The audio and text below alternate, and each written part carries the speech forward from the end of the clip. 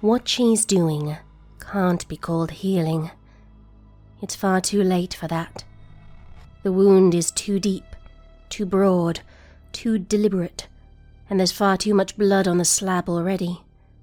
It's a miracle the body was still alive at all when her desperate search ended at the bottom of a pit in the blackness inside a long-dead skull. But at the same time, it should not surprise her at all, because her beloved isn't a witch, and isn't fragile in the way Asteria's kind so often are.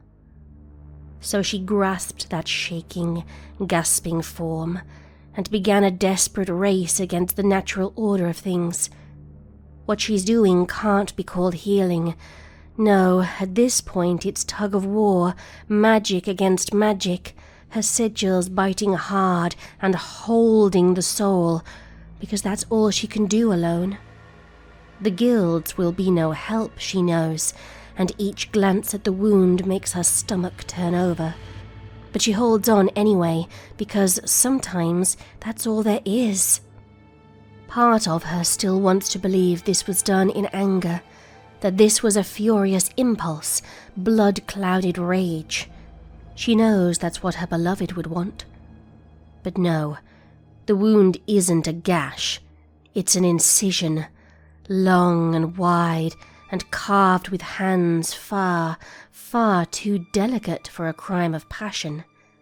The perpetrator wanted something specific, and peering down into the space where a stolen rib should be, Asteria has a sickening idea of what that something was.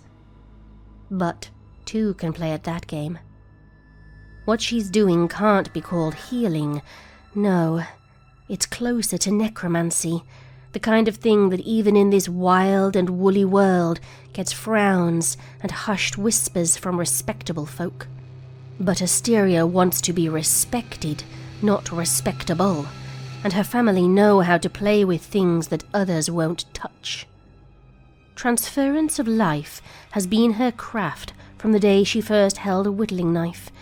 Give it the right form, the right intent, and the right timber to take it, and the land itself will fill in the blanks. There's far more power there than most people realize, a weight to playing God with wood, and she knows far too well that the would-have-been murderer knows that too.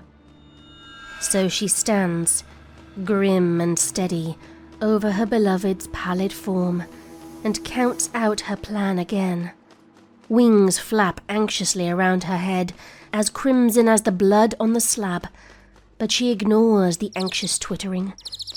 What she's doing can't be called healing, but it's close enough to cover some of the same ground.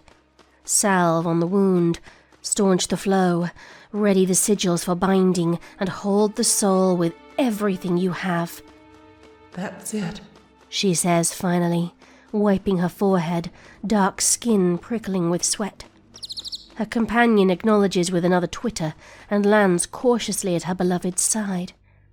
Brown eyes peer out from a black flared face, and red feathers ruffle with worry, and for a moment Asteria isn't sure she can do this. What she's doing can't be called healing. It's deeper, older magic, equivalent exchange, and both of them know what's up for the offering, how much value must be taken. She can't make the sacrifice. She isn't the one imbued with strong, ancient magic, but she can't ask that little, fragile cardinal to make it either. If it was her, she would take the knife in a heartbeat for herself and her beloved and their unborn child. But it isn't. The bird seems to understand. He chirps softly and hops up onto the shivering, clinging body right to the rim of the wound and stares down Asteria with intent. They've been over this more than once. Neither can do it without the other, and both want it for the sake of the body on the slab. So she takes a deep breath and takes up her whittling knife and swings it clean and high. It's over in a moment. What she's doing can't be called wounding. No, it's still wood, still carving, still what she's always done. But still, she winces as she puts the bird's left eye out and leaves a scar right down across the lid.